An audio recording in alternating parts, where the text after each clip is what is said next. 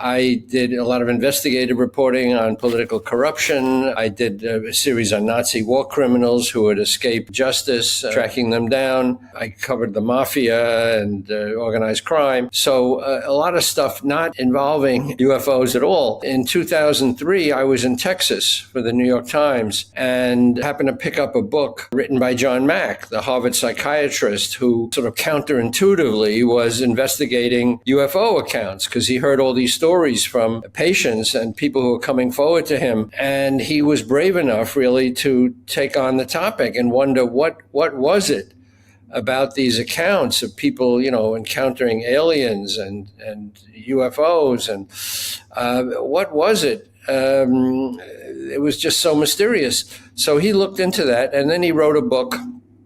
And he wrote two books, and I happened to pick up the second one called Passport to the Cosmos. As I said, I was the New York Times correspondent in Texas. Nothing about UFOs had ever, crossed my path. And I thought, gee, this is an interesting story. Harvard psychiatrist who's interested in alien abduction, these accounts of people. And I thought I'd call him up. And a few days later, I picked up the paper and found out he'd been run over and killed in London.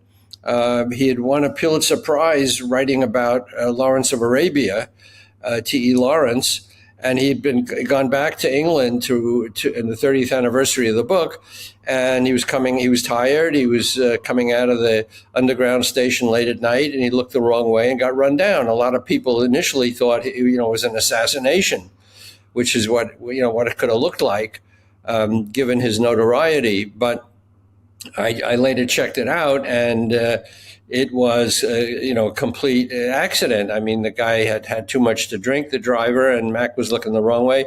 Anyway, that got me interested, and I thought there was a good story here. I contacted the family through their grief. I mean, it was not a good time to contact them. They didn't want to talk, but eventually they did open up his archives to me, and he was a great saver, luckily.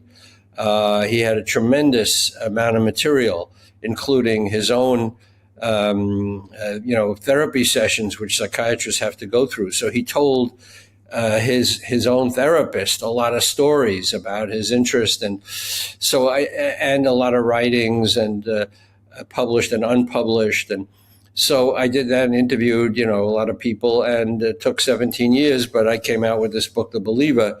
And so that's how I got into it. And then while I was working on that book, my colleague Leslie Kane, a great UFO writer, investigative reporter, came to me with a story about some information she had dug up in Washington about a secret UFO unit operating in the Pentagon, which was not known at all that they were doing that. They were supposedly out of the UFO business since Project Blue Book at the end of 1969.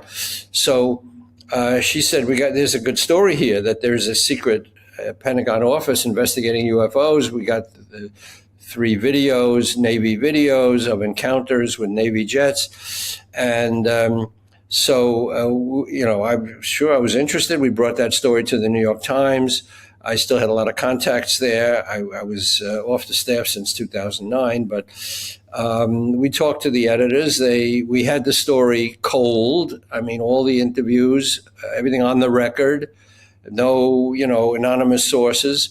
And so that was our big story in December 2017, that there was a secret UFO unit in the Pentagon.